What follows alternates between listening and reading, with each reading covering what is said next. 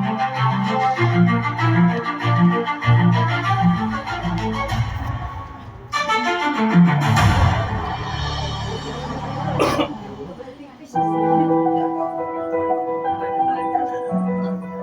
Budaya, saat ini kita berada di Museum Situs Kepurbakalaan Banten Lama yang diresmikan pada tanggal 15 Juli 1985 oleh Direktur Jenderal Kebudayaan Departemen Pendidikan dan Kebudayaan. Berawal dari museum ini, Sobat Budaya akan menemui banyak sekali kisah menarik dari peninggalan bersejarah Kesultanan Banten. Penasaran kan? Halo Sobat Budaya, aku Mita akan mengajak kalian untuk berkeliling di kawasan Banten Lama. Yuk ikuti perjalanan aku sekarang.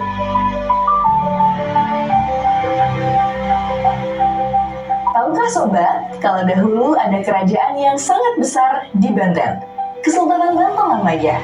Sobat Budaya, Kesultanan ini sangat terkenal di seluruh penjuru dunia karena dahulu pernah menjadi bandar dan pasar internasional. Banyak orang berdatangan dari berbagai negara, seperti Eropa, Cina, Arab, dan lainnya. Kesultanan ini sudah berdiri sejak tahun 1552 sampai 1813. Dengan masa kejayaannya berada pada tahun 1651 sampai 1672.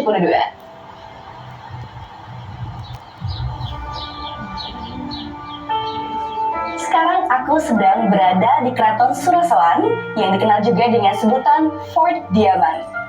Keraton yang pertama kali didirikan oleh Maulana Hasanuddin ini menjadi pusat kekuatan politik pada masa Kesultanan. Awalnya, keraton ini merupakan bangunan sederhana, kemudian mengalami beberapa perubahan. Di era Sultan Agung Tirtayasa, Keraton Surasoan mengalami kehancuran, namun dibangun kembali oleh Sultan Haji dengan perancangnya Hendrik Lucas Kardil. Tahun 1808, keraton ini dihancurkan oleh Dendles. Sayang sekali bukan? Sekarang, sisa-sisa reruntuhan Keraton Surasoan bisa kita lihat di Kelurahan Banten, Kecamatan Kasemen, Kota Serang.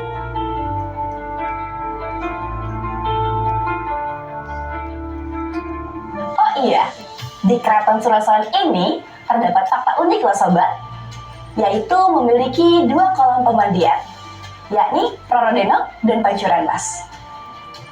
Keunikan yang dimiliki kolam Roro Denok sendiri, yaitu memiliki balai kambang di tengahnya.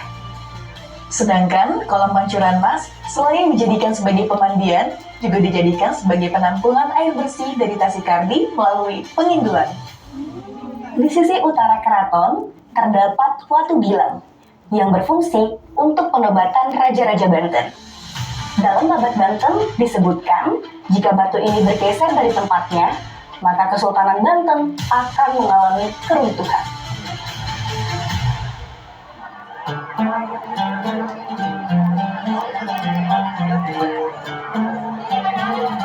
Sobat Budaya, di hadapan kita saat ini terdapat bangunan yang sangat terkenal, Masjid Agung Banten. Bangunan yang pernah difungsikan sebagai pusat keagamaan dan pusat pendidikan ini didirikan oleh Maulana Hasanuddin. Perpaduan unsur Jawa, Cina, Eropa menyatu sempurna pada arsitektur Masjid Agung Banten. Seperti gaya arsitektur Jawa berupa 4 saka guru yang menopang masjid dengan mimbar berukiran lokal di bagian tengah ruangan. Gaya arsitektur Cina tampak pada bentuk menara masjid, sedangkan gaya arsitektur Eropa nampak pada bangunan di Tiamat.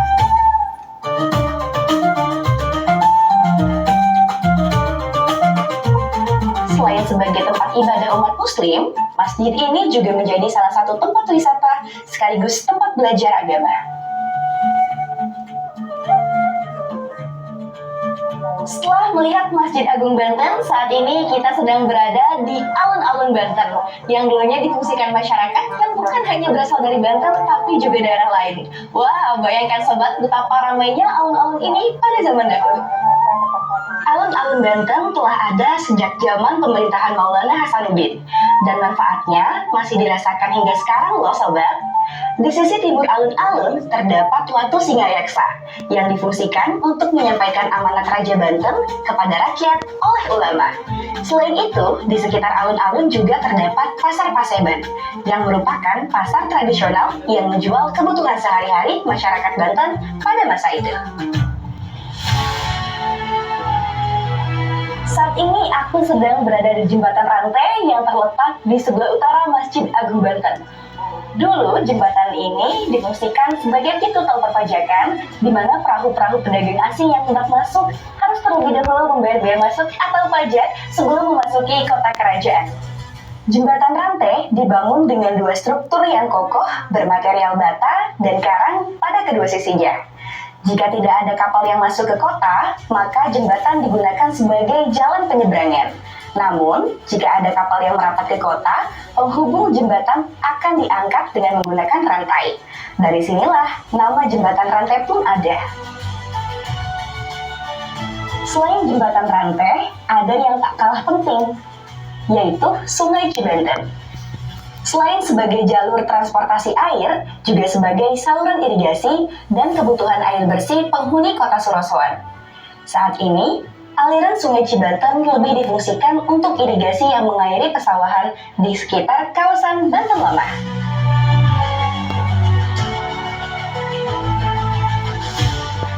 Tinggalan kesultanan yang masih bisa dinikmati hingga saat ini, yakni Danau Tasikardi. Ya, danau ini dibuat oleh Maulana Yusuf yang terletak di Desa Margasana, Kecamatan Kramatwatu, Kabupaten Serang.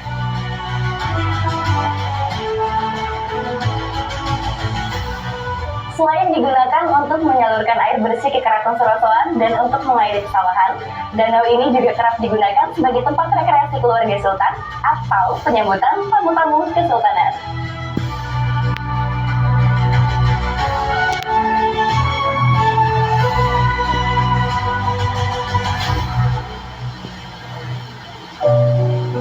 Sobat budaya, apakah kalian pernah mendengar pengindelan?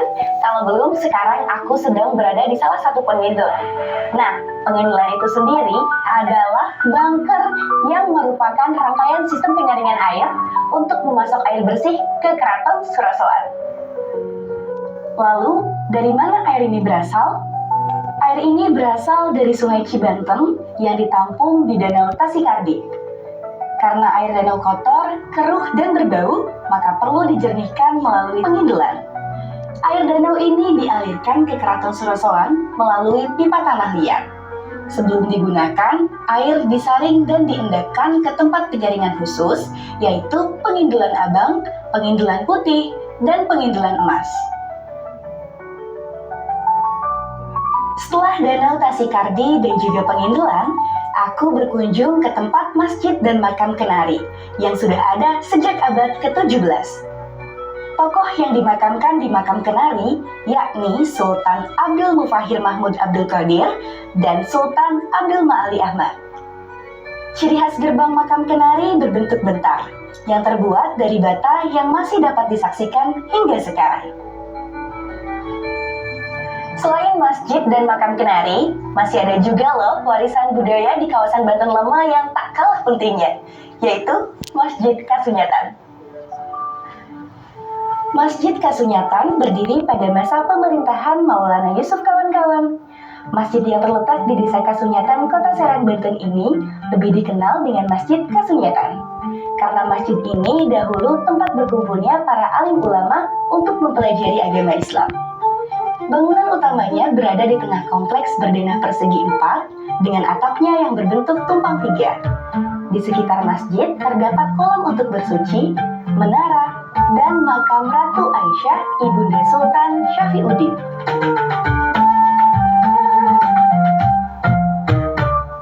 Masa akhir Kesultanan Banten ditandai dengan runtuhnya Istana Surosoan pada tahun 1808 oleh Gubernur Jenderal Dendles. Nah, peristiwa itu menyebabkan pusat pemerintahan dipindahkan ke Keraton Kaibon. Lalu, apa sih Keraton Kaibon itu, sobat? Keraton Kaibon dibangun pada awal abad ke-19, yang merupakan salah satu peninggalan penting dari masa Kesultanan Banten. Yang menarik dari keraton ini, yakni adanya dua gerbang bentuk bentar dan gerbang bentuk padu raksa. Kaibon berarti keibuan, karena keraton ini dibuat untuk ibunda sultan. Namun pada perkembangannya, keraton ini difungsikan sebagai pusat pemerintahan hingga pertengahan abad ke-19.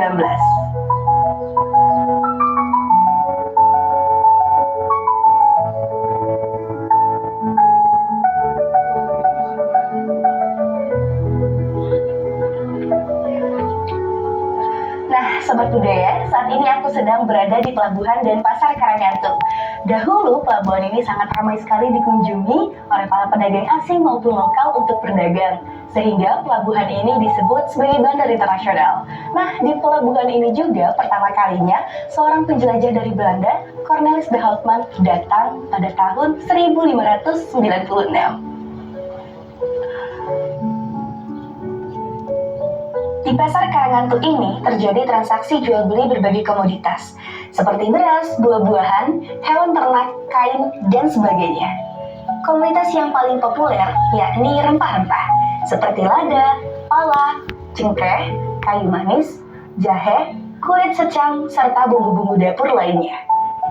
Saat ini, pasar Karanggantung masih digunakan sebagai pasar, tetapi hanya antar pulau di sekitar pelabuhan Karanggantung.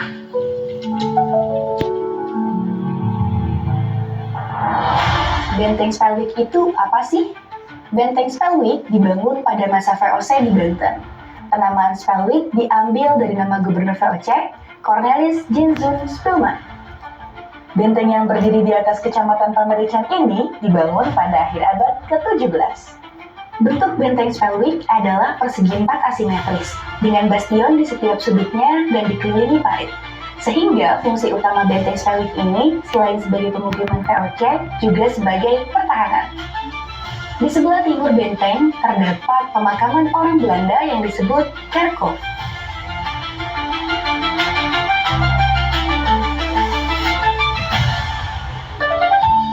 Halo Sobat Budaya, saat ini sampailah kita di Masjid Pecinan Tinggi yang terletak di Kampung Darmayan. Tahu nggak sih kenapa disebut sebagai Masjid Pecinan? Karena zaman dahulu di tempat ini ada banyak sekali pedagang Cina yang berdagang dan tinggal di wilayah ini. Masjid ini sudah berdiri lama banget loh sobat, karena pertama kali dibangun oleh Syarif Hidayatullah dan dilanjutkan oleh Maulana Hasanuddin. Sayangnya masjid ini sudah hancur dan kini yang nampak hanya menara, mihrab, dan sisa pondasi bangunan serta beberapa makam orang Cina. Situs selanjutnya, Gedung Ijo. Gedung Ijo adalah sisa dinding gerbang yang sekarang terletak di tengah pesawahan Kampung Karangserang, Desa Banten. Dan peninggalan ini hanya menyisakan satu pintu gerbang.